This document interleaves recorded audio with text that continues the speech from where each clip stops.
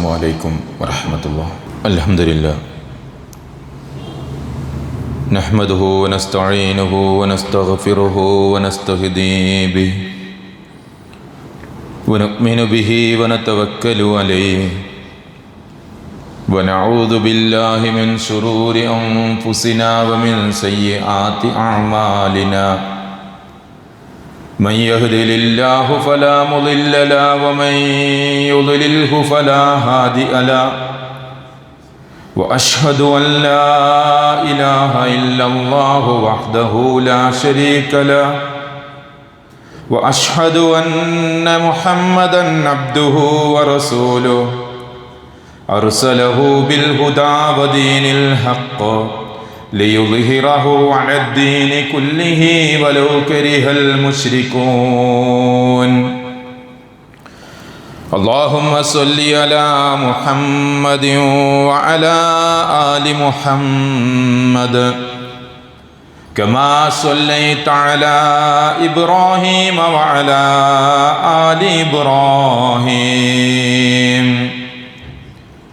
اللهم بارك على محمد وعلى آل محمد كما باركت على إبراهيم وعلى آل إبراهيم إنك حميد مجيد.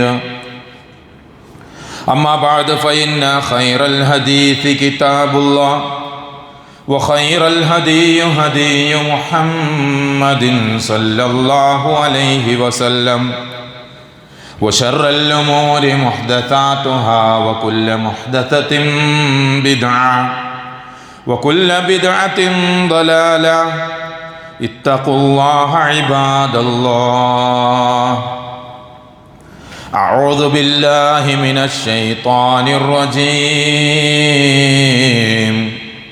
بسم الله الرحمن الرحيم.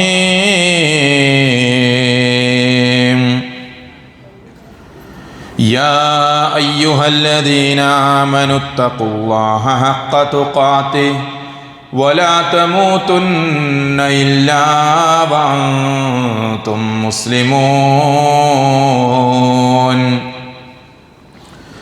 يا أيها الناس اتقوا ربكم الذي خلقكم من نفس واحدة وخلق منها زوجها وبث منهما رجالا كثيرا ونساء واتقوا الله الذي تساءلون به والأرحام إن الله كان عليكم رقيبا. يا أيها الذين آمنوا اتقوا الله وقولوا قولا سديدا يصلح لكم أعمالكم ويغفر لكم ذنوبكم ومن يطع الله ورسوله فقد فاز فوزا عظيما. സ്നേഹസമ്പന്നരായ സത്യവിശ്വാസികളെ, വിശ്വാസിനികളെ, അല്ലാഹു റബ്ബുൽ ഇസ്സത്തിൻ്റെ വിധി വിലക്കുകൾ ഉൾക്കൊണ്ടുകൊണ്ട് ജീവിക്കണമെന്ന് ഓരോരുത്തരെയും ഓർമ്മപ്പെടുത്തുകയാണ്, വസിയ്യത്ത് ചെയ്യുകയാണ്. കഴിഞ്ഞ 1-2 ഖുതുബയിൽ പരിശുദ്ധ റമളാനുമായി ബന്ധപ്പെട്ടുകൊണ്ട് ഏതാനും ചില കാര്യങ്ങൾ നമ്മൾ മനസ്സിലാക്കുകയുണ്ടായി. റമളാനിൽ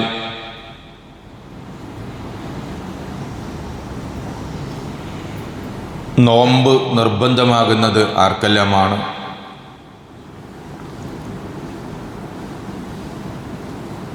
എപ്പോഴാണ് നോമ്പ് ആരംഭിക്കുന്നത്? നോമ്പിൻ്റെ നിയ്യത്ത്, മാസപ്പിറവി, നോമ്പ് നഷ്ടപ്പെടുന്ന കാര്യങ്ങൾ, നമ്മുടെ നോമ്പ് നഷ്ടപ്പെടുത്തി കളയുന്ന കാര്യങ്ങൾ, ഇങ്ങനെ ഏതാനും ചില മേഖലകളാണ് കഴിഞ്ഞ 1-2 ഖുതുബയിലൂടെ നമ്മൾ മനസ്സിലാക്കിയത്. പ്രായപൂർത്തിയായ മുസ്ലിമായ ഒരു മനുഷ്യനെ സംബന്ധിച്ചിടത്തോളം അവൻ രോഗിയോ യാത്രക്കാരനോ അല്ല എങ്കിൽ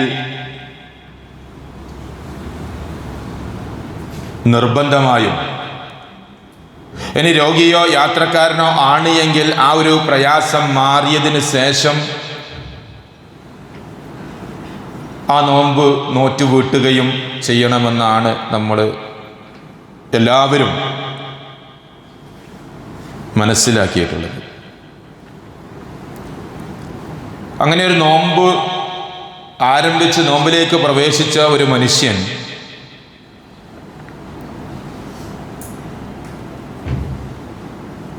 ആ നോമ്പ് അവസാനിപ്പിക്കുന്നത്, നോമ്പ് തുറക്കേണ്ടത് എപ്പോഴാണ്? മഹാനായ റസൂലുള്ളാഹി സല്ലല്ലാഹു അലൈഹി വസല്ലമ പഠിപ്പിച്ചതായിട്ട് ഉമർ ഇബ്നുൽ ഖത്താബ് റളിയല്ലാഹു അൻഹു ഉദ്ധരിക്കുന്ന ഒരു ഹദീസിൽ നമുക്ക് കാണാൻ സാധിക്കും. ഇദാ അഖബല അൽ-ലൈലു മിൻ ഹാഹുന വഅദ്ബറ അൻ-നഹാറു മിൻ ഹാഹുന വഗാബത്തി ശംസ് ഫഖദ് അഫ്തറ സ്വായിം.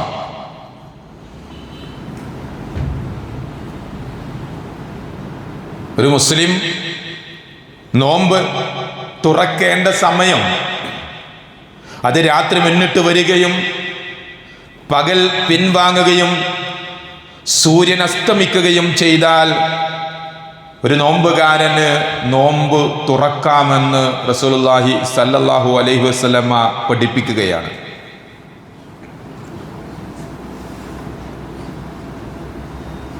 പല ആളുകളും ശാഠ്യം പിടിക്കാറുണ്ട് ബാങ്ക് കേൾക്കണം എന്നുള്ളത്. ബാങ്ക് സമയമായി എന്ന അറിയിപ്പാണ്. റസൂലുള്ളാഹി സ്വല്ലല്ലാഹു അലൈഹി വസല്ലം പഠിപ്പിക്കുന്നത് രാത്രി മുന്നിടുകയും പകൽ പിന്നിടുകയും ചെയ്ത് സൂര്യൻ അസ്തമിച്ചാൽ നിങ്ങൾ ഒരു നോമ്പുകാരന് നോമ്പ് തുറക്കാമെന്നുള്ളതാണ്. ഞാൻ അത്താഴത്തിന് ബാങ്ക് കേട്ട പള്ളിയിൽ നിന്നുള്ള ബാങ്ക് കേട്ടെങ്കിലേ ഞാൻ നോമ്പ് തുറക്കുകയുള്ളൂ, അല്ലെങ്കിൽ ഞങ്ങളുടെ പള്ളിയിൽ നിന്ന് ബാങ്ക് കേട്ടെങ്കിലേ ഞാൻ നോമ്പ് തുറക്കുകയുള്ളൂ എന്നിത്യാദി ധാരണകൾക്ക് പിന്നാലെ പോകാതെ സമയമായാൽ സൂര്യൻ അസ്തമിച്ചു എന്ന സൂചന നൽകുന്ന മഗ്രിബിന്റെ ബാങ്ക് കേട്ടാൽ, ഇനി ബാങ്ക് ഇല്ലാത്തൊരു നാട്ടിലാണ് എങ്കിൽ നോമ്പ് ആ അസ്തമയത്തിന്റെ സമയമായി എന്ന് അറിഞ്ഞാൽ ആ മനുഷ്യനെ സംബന്ധിച്ചിടത്തോളം നോമ്പ് അവസാനിപ്പിക്കാവുന്നതാണ്. മാത്രമല്ല റസൂലുള്ളാഹി സ്വല്ലല്ലാഹു അലൈഹി വസല്ലമ പഠിപ്പിച്ചതായിട്ട് പ്രവാചകന്റെ അനുയായികളുടെ ചര്യയായിട്ട് അംർ ഇബ്നു മൈമൂൻ ഉദ്ധരിക്കുന്ന ഒരു ഹദീസിൽ നമുക്ക് കാണാൻ സാധിക്കും. കാന അസ്ഹാബു മുഹമ്മദിൻ സല്ലല്ലാഹു അലൈഹി വസല്ലം അസ്റഅൻ നാസി ഇഫ്താറ വഅബ്തഅഹും സുഹൂറ. മഹാനായ മുഹമ്മദ് മുസ്തഫ റസൂൽ കരീം സല്ലല്ലാഹു അലൈഹി വസല്ലമയുടെ അനുയായികളായ ആളുകൾ അസ്റഅൻ നാസി ഇഫ്താറ, അവർ ഇഫ്താറിന് ധൃതി കൂട്ടുന്ന ആളുകളായിരുന്നു. നോമ്പ് തുറക്കാൻ ധൃതി കൂട്ടുന്ന ആളുകളായിരുന്നു.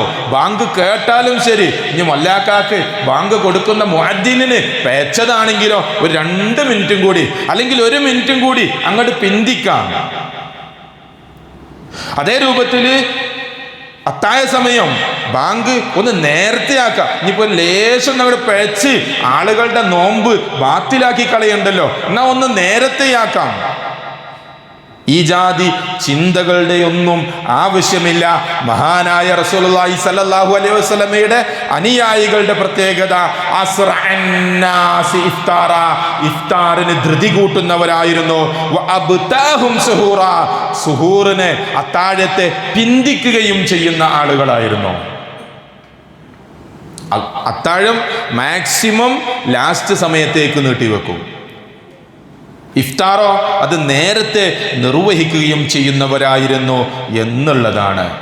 ഈ ഇഫ്താർ എന്നുള്ളത്, നോമ്പുതുറ ധൃതിപ്പെടുക എന്നുള്ളത് ഇത് അമ്പിയാക്കളുടെ ചര്യയിൽപ്പെട്ടതാണ്. റസൂൽ പഠിപ്പിക്കുന്നത് നമുക്ക് കാണാൻ സാധിക്കും. സലാത്തും മിൻ അഖ്ലാഖിൽ മുർസലീൻ, 3 കാര്യങ്ങൾ അമ്പിയാക്കളുടെ സ്വഭാവത്തിൽപ്പെട്ടതായിരുന്നു. തഅജീലുൽ ഇഫ്താർ, ഇഫ്താറിൽ ധൃതി കൂട്ടുക. വതഅഖീറുസ് സുഹൂർ, അത്താഴം വൈകിപ്പിക്കുക. വസ്സിവാക്ക്, പല്ല് തേക്കുക. ഇത് അമ്പിയാക്കളുടെ ചര്യയിൽപ്പെട്ടതാണ്. സഹൽ ഇബ്നു സഅദ് അസ്സാഇദി ഉദ്ധരിക്കുന്ന ഒരു ഹദീസിൽ നമുക്ക് കാണാൻ സാധിക്കും. ലാ യസാലുൻ നാസു ബിഖൈറിൻ മാ അജ്ജലുൽ ഫിത്ർ, ഇഫ്താർ ധൃതി കൂട്ടുന്ന അത്രയും കാലം ജനങ്ങൾ നന്മയിലായിരിക്കും. മാ ലാ യസാലുൻ നാസു, ജനങ്ങളായിക്കൊണ്ടേയിരിക്കും. ബിഖൈർ, നന്മയിലായിക്കൊണ്ടിരിക്കും. എപ്പോ? മാ അജ്ജലുൽ ഫിത്ർ, ഇഫ്താർ അവർ ധൃതി കൂട്ടുന്ന അത്രയും കാലം. നോക്ക് നിങ്ങൾ, അമ്പിയാക്കളുടെ ചര്യയാണ്, പ്രവാചകന്റെ അനുയായികളുടെ ചര്യയാണ് എന്ത്? ഇഫ്താറിന്റെ സമയമായാൽ അത് വേഗത്തിലാക്കുക എന്നുള്ളത്. മഹാനായ സയ്യിദ് ബിൻ സാബിത്ത് റളിയല്ലാഹു അൻഹു ഉദ്ധരിക്കുന്ന ഒരു ഹദീസ് നമുക്ക് ഇങ്ങനെ കാണാൻ സാധിക്കും. അവര് റസൂലുള്ളാഹി സ്വല്ലല്ലാഹു അലൈഹി വസല്ലമയുടെ കൂടെ ഒരു യാത്രയിലായിരുന്നു. ഒരു സഞ്ചാരത്തിന്റെ ഇടക്ക് ഞങ്ങൾ റസൂലുള്ളാഹി സ്വല്ലല്ലാഹു അലൈഹി വസല്ലമയുടെ കൂടെ അത്താഴം കഴിച്ചു. എന്നിട്ട് നമസ്കാരത്തിലേക്ക് പോയി. ആ സന്ദർഭത്തിൽ ഇത് കേട്ട ആള് ചോദിക്കുക, ഖുൽതു കം കാന ബൈനൽ അദാനി വസ്സുഹൂർ, ഞങ്ങൾ റസൂലിന്റെ കൂടെ അത്താഴം കഴിച്ചു, എന്നിട്ട് നമസ്കാരത്തിലേക്ക് ഞങ്ങൾ പോയി എന്ന് പറഞ്ഞപ്പോ കേട്ടാള് ചോദിക്കാണ്, എത്ര ഉണ്ടായിരുന്നു ആ ബാങ്കിന്റെയും അത്താഴത്തിന്റെയും ഇടയിലുള്ള സമയം? ഖാല ഖദ്റു 50 ആയ, 50 ആയത്ത് ഓതുന്ന അത്ര സമയം ഉണ്ടായിരുന്നുള്ളൂ. അത്താഴം കഴിച്ച് ഒരു 50 ആയത്ത് ഓതുന്ന സമയേ പിന്നെ ആ ബാങ്കിന്റെ സമയത്തിന്റെ ഇടക്ക് ഉണ്ടായിരുന്നുള്ളൂ എന്ന് പറഞ്ഞാൽ അത്രയും മാക്സിമോല് അത്താഴം പിന്തിക്കുമായിരുന്നു. ഇത് പ്രവാചകൻ സല്ലല്ലാഹു അലൈഹി വസല്ലമയുടെ അനുയായികളുടെ ചര്യയാണ്. സഹോദരന്മാരെ, നമ്മുടെ നാട്ടിലൊക്കെ നോമ്പായി കഴിഞ്ഞാൽ പിന്നെ നമ്മൾ കാണുന്നതാണ് സുബഹി ബാങ്ക് ഒരിച്ചിരി നേരത്തെ അങ്ങോട്ടാക്കുക, മഗ്രിബ് ലേശം പിന്തിക്കുക. പിന്നെ മാത്രമല്ല, ആളുകൾ തന്നെ ഏത് ബാങ്ക് കേട്ടാലും നമ്മളെ ബാങ്കായിട്ടില്ല എങ്കിൽ തുറക്കൂല, അങ്ങനെ നിൽക്കുന്നൊരായി ഒരു പ്രവണത. ഇത് ഒരു വിശ്വാസിക്ക് ഭൂഷണമല്ല, മഹാനായ റസൂലുള്ളാഹി സ്വല്ലല്ലാഹു അലൈഹി വസല്ലമയുടെ അനുയായികളുടെ ഗുണമല്ല, അമ്പിയാക്കളുടെ ഗുണമല്ല. അവരൊക്കെ ഇഫ്താറിനെ ധൃതിപ്പെട്ട ആളുകളായിരുന്നു, വേഗം ഇഫ്താറിന് തയ്യാറായ ആളുകളായിരുന്നു. നോക്ക് നിങ്ങൾ, ഇനി എന്തുകൊണ്ടാണ് ഇഫ്താർ നമ്മുടെ നാട്ടിലൊക്കെ ഇഫ്താർ എന്ന് പറഞ്ഞാൽ ഒരു വല്ലാത്തൊരു ബാധ്യതയായി മാറിയിട്ടുണ്ടെന്ന്? ഇഫ്താർ എന്ന് പറഞ്ഞാൽ വല്ലാത്തൊരു ബാധ്യതയായി മാറിയ ഒരു കാലത്താ നമ്മൾ ജീവിക്കുന്നത്. എന്താ നോമ്പ് തുറക്ക് വേണ്ടത്? റസൂലുള്ളാഹി സല്ലല്ലാഹു അലൈഹി വസല്ലമ നോമ്പ് തുറക്കുന്ന വിഷയത്തിൽ അനസ് ഇബ്നു മാലിക് റളിയല്ലാഹു അൻഹു ഉദ്ധരിക്കുന്ന ഒരു ഹദീസ് ഉണ്ട്. കാന റസൂലുള്ളാഹി സല്ലല്ലാഹു അലൈഹി വസല്ലം യുഫ്തിറു ഖബ്ല അൻ യുസല്ലിയ അലാ റുത്ബാത്ത്. മഗ്രിബ് നമസ്കരിക്കുന്നതിന് മുമ്പ് റസൂലുള്ളാഹി സല്ലല്ലാഹു അലൈഹി വസല്ലമ നോമ്പ് തുറക്കുമായിരുന്നു. അലാ റുത്ബാത്ത്, 2 റത്തുബുകൾ കൊണ്ട്, ഈത്തപ്പഴങ്ങൾ കൊണ്ട്, പാകമായ ഈത്തപ്പഴങ്ങൾ കൊണ്ട്, പഴുത്ത ഈത്തപ്പഴങ്ങൾ കൊണ്ട് റസൂല് നോമ്പ് തുറക്കുമായിരുന്നു. ഫഇൻ ലം തകുൻ റുത്ബാത്തുൻ, ഈത്തപ്പഴങ്ങൾ കൊണ്ട് തുറക്കാൻ ഈത്തപ്പഴങ്ങൾ കിട്ടിയിട്ടില്ല എങ്കിൽ ഫതംറാത്ത്, അവിടെ എന്താ? തംറാത്തുകൾ കൊണ്ട്. എന്താ തംറാത്ത് എന്ന് പറഞ്ഞാല്? ഉണങ്ങിയ കാരക്ക. പഴുത്ത് പാകമായതിന് റത്തുബ് എന്ന് പറയും, ഉണങ്ങിയ കാരക്കക്ക് തംറ് എന്ന് പറയും. പഴുത്ത് പാകമായ കാരക്കകളില്ല എങ്കിൽ ഉണങ്ങിയ കാരക്കകൾ കൊണ്ട് റസൂലുള്ളാഹി സ്വല്ലല്ലാഹു അലൈഹി വസല്ലം നോമ്പ് തുറക്കുമായിരുന്നു.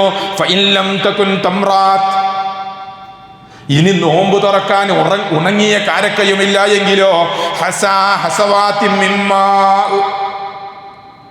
കുറച്ച് വെള്ളം കൊണ്ട്, മുറുക്കുകളായിട്ട് ഏതാനും മുറുക്ക് വെള്ളം കൊണ്ട് റസൂലുള്ളാഹി സ്വല്ലല്ലാഹു അലൈഹി വസല്ലം നോമ്പ് തുറക്കുമായിരുന്നു. ഒന്ന് ആലോചിച്ച് നോക്കിയേ, നമ്മുടെയൊക്കെ നോമ്പ് തുറ മേശയിൽ നമ്മളൊക്കെ നോമ്പ് തുറക്ക് വേണ്ടി ഒരുക്കി കൂട്ടുന്ന ആ ഒരു സംവിധാനങ്ങൾ എത്രയാണ്. റസൂലുള്ളാഹി സ്വല്ലല്ലാഹു അലൈഹി വസല്ലമ ചുരുങ്ങിയ രൂപത്തിലായിരുന്നു നോമ്പ് തുറന്നിരുന്നത്. നോമ്പ് തുറക്കുമ്പോൾ ഒരു പ്രാർത്ഥന പഠിപ്പിച്ചു റസൂലുള്ളാഹി സ്വല്ലല്ലാഹു അലൈഹി വസല്ലമ, അല്ലേ? നമ്മളൊക്കെ പ്രാർത്ഥിക്കുന്നത് നമ്മുടെ പള്ളികളിലുണ്ട്, നമ്മുടെ വീടുകളിലൊക്കെ ഉണ്ട്, ചുമരിൽ എഴുതി വെച്ചിട്ടുണ്ട്.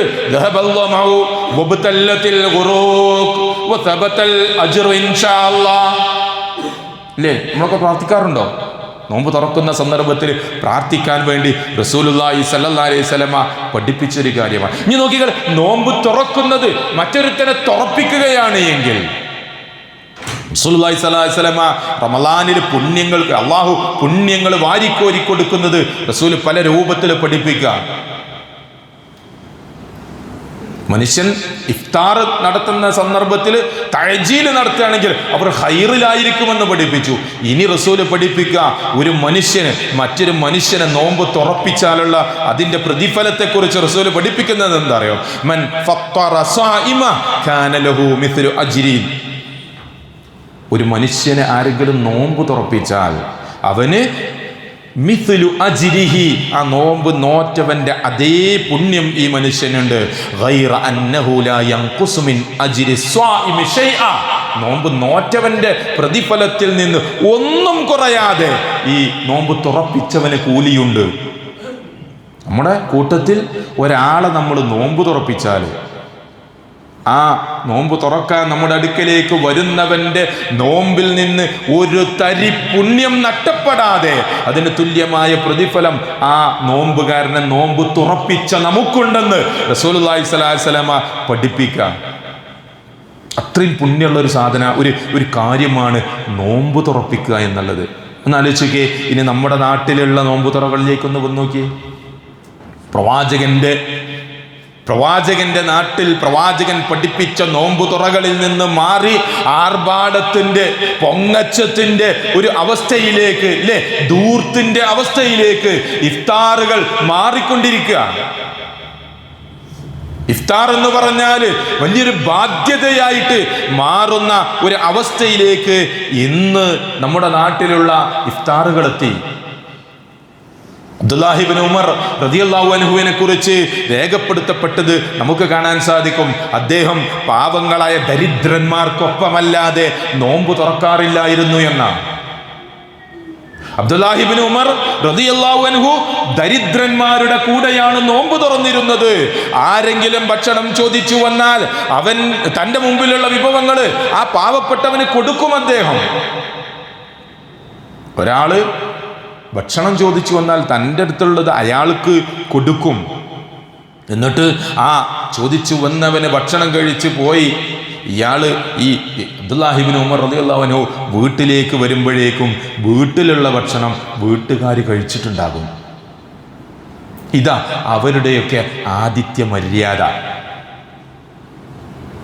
സഹോദരന്മാരെ, നമ്മളൊക്കെ ഇഫ്താർ നടത്തുമ്പോൾ നമ്മളൊക്കെ നല്ലോണം ശ്രദ്ധിക്കേണ്ടതുണ്ട്. ഇഫ്താർ വേണം, പുണ്യമുള്ള കാര്യമാണ്, ആ നോമ്പുകാരന്റെ പ്രതിഫലം കിട്ടുന്നതാണ്. ഞാനത് നടത്തിയിട്ടില്ലെങ്കിൽ മോശല്ലേ? മറ്റവരൊക്കെ നടത്തുമ്പോൾ മോശല്ലേ? അപ്പുറത്തെ പള്ളിയിൽ ഉണ്ടാകുമ്പോൾ നമ്മളെ പള്ളിയിൽ വേണ്ടേ? ഈ രൂപത്തിലുള്ള ചിന്തയിലാണ് എങ്കിൽ അത് പുണ്യം ലഭിക്കുന്ന രൂപത്തിലല്ല വരിക. അവിടെ നമ്മൾ നിയ്യത്ത് നല്ലവണ്ണം ശ്രദ്ധിക്കേണ്ടതുണ്ട്.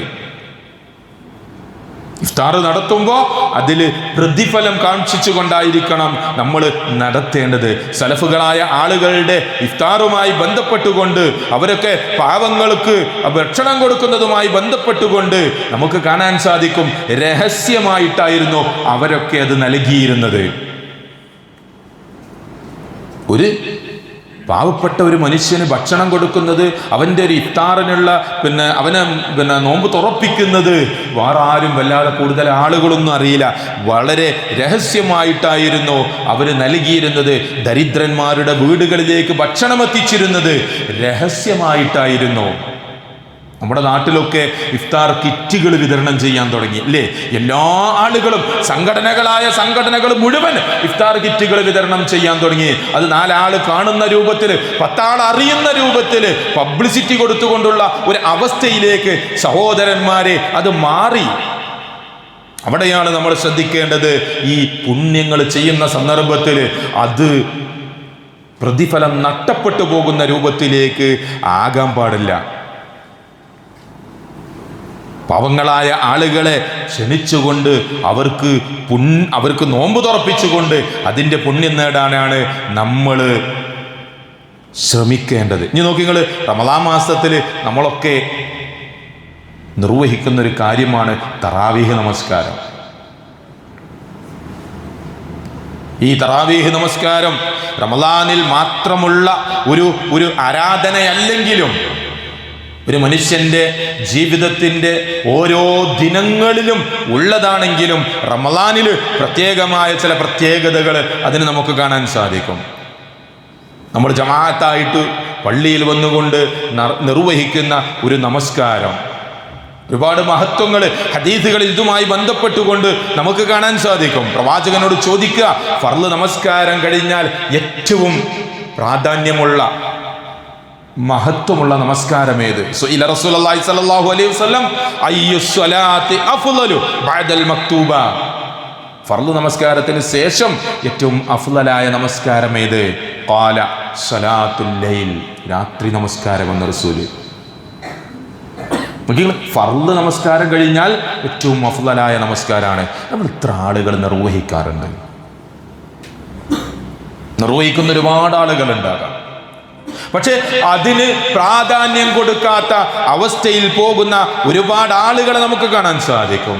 വേറെ ഹദീസ് നമുക്ക് കാണാൻ സാധിക്കും, അഫ്ളലുസ് സിയാമി ബഅദ റമളാൻ, റമളാനിന് ശേഷമുള്ള ഏറ്റവും അഫ്ളലായ നോമ്പ് ഷഹ്റുല്ലാഹിൽ മുഹറം, മുഹറം മാസത്തിലെ നോമ്പാണ്. അഫ്ളലുസ് സ്വലാത്തി ബഅദൽ ഫരീള, ഫർള് നമസ്കാരത്തിന് ശേഷമുള്ള ഏറ്റവും അഫ്ളലായ നമസ്കാരം സ്വലാത്തുൽ ലൈൽ, രാത്രി നമസ്കാരമാണ്. റമളാനിലെ നോമ്പിന് ശേഷമുള്ള ഏറ്റവും അഫ്ളലായത് മുഹറം മാസത്തിലെ നോമ്പാണ്. ഫർള് നമസ്കാരത്തിന് ശേഷമുള്ള ഏറ്റവും അഫ്ളലായത് രാത്രി നമസ്കാരമാണ് എന്നതാണ് പ്രവാചകൻ പഠിപ്പിച്ചത്. നമ്മളൊക്കെ നിർവഹിക്കാറുണ്ടോ? റസൂൽ പറയാ, ഇമാമിന്റെ കൂടെ പൂർണ്ണമായ ഒരാൾ നിന്ന് നമസ്കരിച്ച് പൂർണ്ണമായി ഇമാമിന്റെ കൂടെ നമസ്കരിച്ചാൽ രാത്രി മുഴുവൻ നിന്ന് നമസ്കരിച്ചവനെ പോലെയാണ്. രാത്രി മുഴുവൻ നിന്ന് നമസ്കരിച്ചവന്റെ കൂലിയാണ് നമ്മൾ രാത്രി നിസ്കരിക്കുന്ന ആ തറാവീഹ് നമസ്കാരത്തിന് അള്ളാഹു നൽകുക എന്ന് പ്രവാചകൻ സല്ലല്ലാഹു അലൈഹി വസല്ലം പഠിപ്പിച്ചു. പല നാട്ടിലും പല എണ്ണങ്ങൾ, പല മഹല്ലുകളിലും പല എണ്ണങ്ങളാണ്. റസൂലുള്ളാഹി സ്വല്ലല്ലാഹു അലൈഹി വസല്ലമയുടെ നമസ്കാരത്തിന്റെ എണ്ണത്തെക്കുറിച്ച് പ്രവാചകനെ ഏറ്റവും കൂടുതൽ അറിയുന്ന പ്രവാചകന്റെ പത്നി ഉമ്മുൽ മുഅ്മിനീൻ ആയിഷ റളിയല്ലാഹു അൻഹയോട് ചോദിക്കുക, സ്വഹാബത്ത് വന്നിട്ട്, എങ്ങനെയാ റസൂലുള്ളാഹി സ്വല്ലല്ലാഹു അലൈഹി വസല്ലമയുടെ നമസ്കാരം? കൊടുക്കുന്ന മറുപടി, മാ കാന യസീദു ഫീ റമളാന വലാ ഫീ ഗൈരിഹി അലാ 11 റകഅ. റമളാനിലാകട്ടെ അല്ലാത്തപ്പോഴാകട്ടെ 11-ലധികം റസൂലുള്ളാഹി സ്വല്ലല്ലാഹു അലൈഹി വസല്ലമ നമസ്കരിക്കാറുണ്ടായിരുന്നില്ല. 11-ലധികം നമസ്കരിക്കാറുണ്ടായിരുന്നില്ല എന്നാണ് റസൂലിന്റെ നമസ്കാരത്തെക്കുറിച്ച്. ഇനി അത് തന്നെ എങ്ങനെ നമസ്കരിക്കണം റസൂൽ പഠിപ്പിക്കുക നമുക്ക് കാണാൻ സാധിക്കും. ഇബ്നു ഉമർ റളിയല്ലാഹു അൻഹു ഉദ്ധരിക്കുകയാണ്, സ്വലാത്തുൽ ലൈലി മസ്ന മസ്ന, രാത്രി നമസ്കാരം ഈരണ്ടായിട്ടാണ് നിർവഹിക്കേണ്ടത്. ഫഇദാ ഖശിയ അഹദുകുമുസ് സുബ്ഹ, സുബ്ഹിയാകുമെന്ന് നിങ്ങൾ ആർക്കെങ്കിലും ഭയമുണ്ടായാൽ സ്വല്ലാ റകഅതൻ വാഹിദ തൂതിറു ലഹു മാ ഖദ് സല്ല, ഒരു റക്അത്ത് നമസ്കരിച്ച് അതുവരെ നിസ്കരിച്ചതിനെല്ലാം ഒറ്റയാക്കിയിട്ട് അവസാനിപ്പിക്കുക. അപ്പോൾ ഈരണ്ടായിട്ടാണ് ഇത് നമസ്കരിക്കേണ്ടത്. അവസാനം ഒരു റക്അത്തിൽ വിത്ർ ചെയ്തുകൊണ്ട് ഒറ്റ റക്അത്തിൽ അത് അവസാനിപ്പിക്കുകയും ചെയ്യുക. ഇതാണ് പ്രവാചകന്റെ നമസ്കാരത്തിന്റെ രീതി. ഇനി നോക്കിക്കോള്, റമളാനാണ്. അടുത്തൊരു പുണ്യകരമായൊരു കർമ്മമാണ് ഖുർആൻ പാരായണം ചെയ്യുക എന്നുള്ളത്. സഹോദരങ്ങളെ, അള്ളാന്റെ കലാമാണ്. അള്ളാഹു നമുക്ക് ഇറക്കി തന്ന നമ്മുടെ ജീവിത ഗന്ധിയായ ഗ്രന്ഥമാണ്.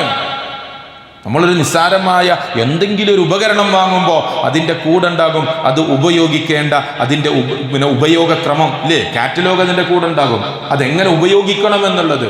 ഒരു മനുഷ്യനെ ഈ ലോകത്തേക്ക് പടച്ചു വിട്ടിട്ട് ഈ മനുഷ്യനെങ്ങനെ ജീവിക്കണമെന്ന് അല്ലാഹു സുബ്ഹാനഹു വ തആല ഈ മനുഷ്യന്റെ സൃഷ്ടാവായ റബ്ബ് രേഖപ്പെടുത്തി നമുക്ക് തന്ന ഗ്രന്ഥമാണ്. എങ്ങനെ നമ്മുടെ ജീവിതത്തെ കൈകാര്യം ചെയ്യണമെന്നുള്ളത് കൃത്യമായി റബ്ബ് നമ്മോട് സൂചിപ്പിച്ച ഗ്രന്ഥമാണ് നമ്മുടെ പള്ളിയിലും നമ്മുടെ വീടുകളിലുമൊക്കെ അട്ടിവെക്കപ്പെട്ട ഖുർആൻ.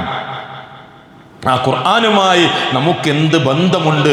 ഈ റമളാനോടുകൂടി നമ്മൾ വീണ്ടും അത് ആരംഭിച്ചിട്ടുണ്ടോ എന്ന് നമ്മൾ ശ്രദ്ധിക്കേണ്ടതുണ്ട്. സഹോദരന്മാരെ, അല്ലാഹു സുബ്ഹാനഹു വ തആല സൂചിപ്പിക്കുന്നത് ഇന്നല്ലാഹ യർഫഉ ബിഹാദൽ കിതാബി അഖ്വാമൻ വയലഹു ബിഹിൽ ആഖരീൻ. ഒരു വിഭാഗത്തെ ഈ ഖുർആൻ കൊണ്ട് അല്ലാഹു ഉയർത്തുകയും ഒരു വിഭാഗത്തെ താഴ്ത്തുകയും ചെയ്യുമെന്ന് നമുക്ക് കാണാൻ സാധിക്കും. ഖുർആൻ കൊണ്ട് ഉയരുന്നവരാകാൻ നമുക്ക് സാധിക്കേണ്ടതുണ്ട്. അല്ലാഹുവിന്റെ റസൂൽ പഠിപ്പിക്കുക, ഈ ഖുർആൻ എന്ന് പറഞ്ഞാൽ അൽ ഖുർആനു ഷാഫിഉൻ മുശഫ്ഫഅ വമാഹിലുൻ മുസദ്ദിഖ്. എന്നിട്ട് പറയാ മൻ ജഅലഹു അമാമഹു ഖാദഹു ഇലൽ ജന്ന. ഈ ഖുർആൻ ഷാഫിയാണ്, നമുക്ക് ശുപാർശകനാണ് എന്നൊക്കെ പറഞ്ഞ് ഹദീസിന്റെ അവസാനം പറയാ, ഇതിനെ ആരെങ്കിലും മുന്നിലാക്കിയാൽ ഖാദഹു ഇലൽ ജന്ന, അത് സ്വർഗത്തിലേക്ക് നയിക്കും. വമൻ ജഅലഹു ഖൽഫ, പിന്നിലാക്കിയാൽ സാഖഹു ഇലന്നാർ, അതവനെ നരകത്തിലേക്കും എത്തിക്കും. എന്ന് പറഞ്ഞാൽ ഒരു ബാഗ് എടുത്ത് ഖുർആൻ മുന്നിൽ ആക്കിക്കൊണ്ട് ബാഗ് മുന്നോട്ടിട്ട് കൊണ്ട് നടന്നാൽ സ്വർഗത്തിലേക്ക് പോകാം. ആ ഖുർആനിനെ ഒരു ബാഗിലാക്കി പിന്നിലേക്ക് ഇട്ട് കഴിഞ്ഞാൽ അവൻ നരകത്തിലാണ് എന്നല്ല. ഈ ഖുർആനിനെ മുന്നിൽ വെച്ചുകൊണ്ട് ആ ഖുർആനിനനുസരിച്ചുകൊണ്ട് ഏതൊരുത്തൻ ജീവിക്കുന്നോ അവന് ഈ ഖുർആൻ സ്വർഗത്തിലേക്ക് എത്തിക്കും. ഈ ഖുർആനിനെ മാറ്റിവെച്ചുകൊണ്ട് അതിനെ പിന്നിലേക്കാക്കിക്കൊണ്ട് പുറങ്കാല് കൊണ്ട് തട്ടിമാറ്റിക്കൊണ്ട് തൻ്റെ ഇച്ഛക്കും തോന്നലുകൾക്കും അനുസരിച്ചുകൊണ്ട് ജീവിതം ഏതൊരുത്തൻ കൊണ്ടുപോയോ, ഈ ഖുർആനിനെ തള്ളിയത് കാരണത്താൽ, ഖുർആനിനനുസരിച്ച് ജീവിക്കാത്തത് കാരണത്താൽ അവൻ നരകത്തിലേക്കും എത്തുമെന്നാണ് റസൂലുള്ളാഹി സ്വല്ലല്ലാഹു അലൈഹി വസല്ലമ പഠിപ്പിച്ചിട്ടുള്ളത്. ഖുർആൻ പാരായണത്തിന് നമ്മൾ സമയം കാണേണ്ടതുണ്ട്. മഹാനായ ഇമാം സുഹരി റഹ്മത്തുള്ളാഹി അലൈഹി പറയുന്ന ഒരു കാര്യമുണ്ട്. റമളാൻ എന്നാൽ ഖുർആൻ പാരായണത്തിൻ്റെയും ഭക്ഷണം നൽകുന്നതിൻ്റെയും മാസമാണ്. പാവപ്പെട്ട ആളുകൾക്ക് ഭക്ഷണം നൽകുന്ന, അവർക്കൊരു നേരത്തെ ഉപജീവനം നൽകുന്ന, ഖുർആൻ പാരായണം നടത്തുന്ന മാസമാണ് റമളാൻ എന്നാണ് അദ്ദേഹം സൂചിപ്പിക്കുന്നത്. മുൻഗാമികളായ ആളുകളൊക്കെ ഈ മാസത്തിന് കൊടുത്ത പ്രത്യേകതകൾ ആ രൂപത്തിലാണ്. ഭക്ഷണത്തിലൊക്കെ ഒരു മിതത്വം പാലിക്കാൻ നമുക്ക് സാധിക്കേണ്ടതുണ്ട്. ആർഭാടം ഒഴിവാക്കിക്കൊണ്ട് പാവപ്പെട്ട ആളുകളെ കണ്ട് അവരുടെ പ്രയാസങ്ങളെ നമ്മുടെ പ്രയാസമാക്കി മാറ്റിക്കൊണ്ട് ദൂർത്ത് ഒഴിവാക്കിക്കൊണ്ട് കൃത്യമായി ഇബാദത്തുകളിൽ ആയും കൊണ്ട് നേരത്തെ സൂചിപ്പിച്ച ഇഫ്താർ, അതേ രൂപത്തിലുള്ള നമസ്കാരങ്ങൾ, മറ്റു ഖുർആൻ പാരായണങ്ങൾ, ഇങ്ങനെയുള്ള കാര്യങ്ങളുമായി മുന്നോട്ട് പോകാൻ നമുക്ക് സാധിക്കേണ്ടതുണ്ട്. റമളാൻ എന്ന് പറഞ്ഞാൽ നമുക്ക് പരലോകത്ത് രക്ഷപ്പെടാനുള്ള ഏറ്റവും അസുലഭമായ ഒരു മുഹൂർത്തമാണ് സഹോദരന്മാരെ. റബ്ബ് നൽകിയിട്ടുള്ള നല്ലൊരു അവസരമാണ് ഈ റമളാനിൻ്റെ രാത്രികളെ അങ്ങാടികളിൽ ചെലവഴിക്കാനുള്ളതല്ല. റമളാനിൻ്റെ രാത്രികൾ അങ്ങാടിയിൽ ആർത്തുല്ലസിക്കാൻ വേണ്ടിയുള്ളതല്ല. ഈ രാവുകൾ നമുക്ക് ജീവസുറ്റതാക്കിയിട്ട് ഇബാദത്തുകളിലൂടെ മുന്നോട്ട് പോകേണ്ടതാണ്. ഇനി അവസാന 10 വരുമ്പോൾ, അവസാന 10 സഹോദരന്മാരെ, അവസാന 10 എന്നുള്ളത് ഷോപ്പിങ്ങിനുള്ളതല്ല, മറിച്ച് ഇബാദത്തുകൾ കൂടുതൽ ചെയ്യാനുള്ളതാണ്. എന്ന റസൂല് അരയുടുപ്പ് മുറുക്കിയെടുത്തുകൊണ്ട് അവസാന 10 ഇബാദത്തിന് വേണ്ടി മുറിഞ്ഞിരുന്നു, അതിന് മുഴുകിയിരുന്നു എന്നൊക്കെ ഹദീസിൽ നമുക്ക് കാണാൻ സാധിക്കും. വല്ലതും ഡ്രസ്സൊക്കെ വാങ്ങാനുണ്ട് എങ്കിൽ നേരത്തെ വാങ്ങുക, ഒക്കെ ഒരുങ്ങിയിട്ട് അവസാന 10 കൂടുതൽ ഇബാദത്തിന് ഉപകരിക്കുന്ന രൂപത്തിലേക്ക് മാറ്റാൻ ശ്രമിക്കുക. റബ്ബ് തൗഫീഖ് നൽകി അനുഗ്രഹിക്കുമാറാകട്ടെ. അൽഹംദുലില്ലാഹ്, അസ്സലാത്തു വസ്സലാമു അലാ അഷ്റഫിൽ മുർസലീൻ വഅലാ ആലിഹി വസഹ്ബിഹി അജ്മഈൻ. അമ്മാ ബഅദ്. ഇത്തഖുല്ലാഹ ഇബാദല്ലാഹ്. സ്നേഹ സമ്പന്നരായ സത്യവിശ്വാസികളെ, വിശ്വാസിനികളെ, അള്ളാഹു റബ്ബുൽ ഇസ്സത്തിൻ്റെ വിധി വിലക്കുകൾ ഉൾക്കൊണ്ടുകൊണ്ട് ജീവിക്കണമെന്ന് ഒരിക്കൽ കൂടി ഓരോരുത്തരെയും ഓർമ്മപ്പെടുത്തുകയാണ്, വസിയ്യത്ത് ചെയ്യുകയാണ്. പരിശുദ്ധ റമളാൻ കൂടുതൽ പുണ്യങ്ങൾ കൊണ്ട് മുഖരിതമാക്കേണ്ട ഒരു സന്ദർഭമാണ്. പൊതുവെ റമളാൻ എന്ന് പറഞ്ഞാൽ പിരിവുകാര് സക്കാത്ത് സക്കാത്ത് എന്ന് പറഞ്ഞുകൊണ്ട് ഇറങ്ങുന്ന ഒരു മാസമാണ്. സക്കാത്തും റമളാനും തമ്മിൽ പ്രത്യേകിച്ച് ബന്ധങ്ങളൊന്നുമില്ല. സക്കാത്ത് എന്ന് പറഞ്ഞാൽ ഒരു മനുഷ്യന്റെ കയ്യിലുള്ള സമ്പത്തിന്റെ അതിന് നിസാബത്തി ഒരു വർഷം തികഞ്ഞാൽ പാവപ്പെട്ടവന്റെ അവകാശമായി അവന് കൊടുക്കേണ്ടതാണ്. അത് പണക്കാരൻ പാവപ്പെട്ടവന് കൊടുക്കുന്ന ഔദാര്യമല്ല. തൻ്റെ കയ്യിലുള്ള ഏത് സമ്പത്താകട്ടെ അതിന് ഇസ്ലാം നിശ്ചയിച്ച ആ ഒരു പരിധി എത്തിയാൽ അതിൻ്റെ ഇത്ര ശതമാനം പാവപ്പെട്ടവന് കൊടുക്കണമെന്ന് ഇസ്ലാം പഠിപ്പിക്കുക. അത് ഓരോരുത്തരും തൻ്റെ മുമ്പിൽ വരുന്നവൻ്റെ മുന്നിലേക്ക് എറിഞ്ഞു കൊടുക്കുന്ന നാണയത്തുട്ടുകളല്ല. അതിന് കൃത്യമായ സംവിധാനവും വ്യവസ്ഥയും ഇസ്ലാം വെച്ചിട്ടുണ്ട്. അത് പിരിക്കുന്ന ജോലിക്കാരുണ്ട്.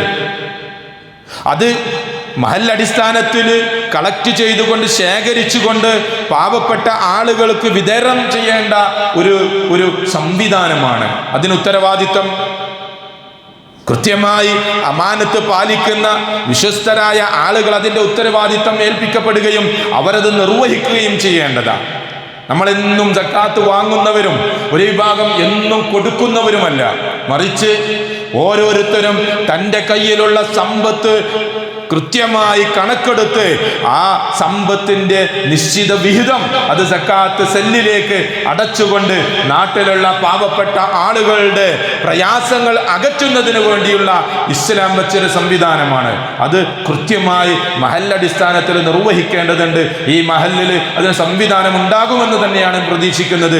ഇല്ല എങ്കിൽ മഹല്ലിന്റെ നേതൃത്വത്തിൽ സക്കാത്ത് സെല്ലുകൾ സജീവമാക്കി പാവപ്പെട്ടവന് കിട്ടാനുള്ള അവകാശങ്ങൾ പണക്കാരനിൽ നിന്ന് എടുത്ത് കൊടുക്കുക എന്നുള്ള വലിയൊരു ഉത്തരവാദിത്വം നമ്മുടെയൊക്കെ മേലുണ്ട്. സൂചിപ്പിച്ചു എന്ന് മാത്രം. സഹോദരന്മാരെ, റമളാനാണ്. ഏതാനും ദിവസങ്ങൾ കഴിഞ്ഞാൽ ഇനി പെരുന്നാൾ വരികയാണ്. പെരുന്നാൾ വരുമ്പോൾ നമ്മളൊക്കെ പുതിയ വസ്ത്രങ്ങളൊക്കെ ധരിച്ചുകൊണ്ട്, പുത്തനുടുപ്പുകൾ ധരിച്ചുകൊണ്ട് നമ്മുടെ മക്കളും നമ്മളൊക്കെ ഈദ്ഗാഹിലേക്കും മുസല്ലയിലേക്കും പോകുമ്പോൾ നാട്ടിൽ പുതുവസ്ത്രം ധരിക്കാൻ, ഒരു നേരത്തെ ഭക്ഷണം പോലും കഴിക്കാൻ പ്രയാസപ്പെടുന്ന ആളുകളുണ്ട്.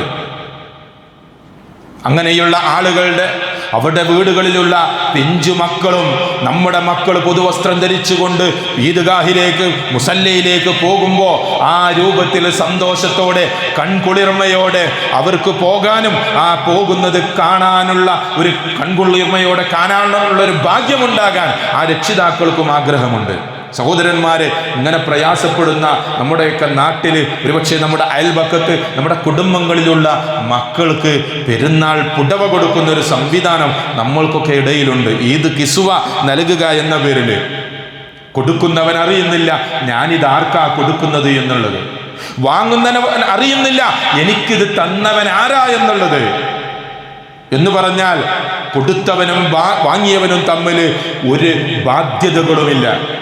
ഞാനത് കൊടുത്തു എന്നതിൻ്റെ പേരിൽ കിട്ടിയവനോ കിട്ടിയവന്റെ കുടുംബമോ എനിക്ക് അടിയറവ് പറയേണ്ട ഒരു സാഹചര്യവുമില്ല. എനിക്കിത് തന്നത് ഇയാളാണല്ലോ, ഇയാളെ കാണുമ്പോൾ ഒരു പ്രത്യേക ബഹുമാനം നടത്തേണ്ട അവസ്ഥയില്ല.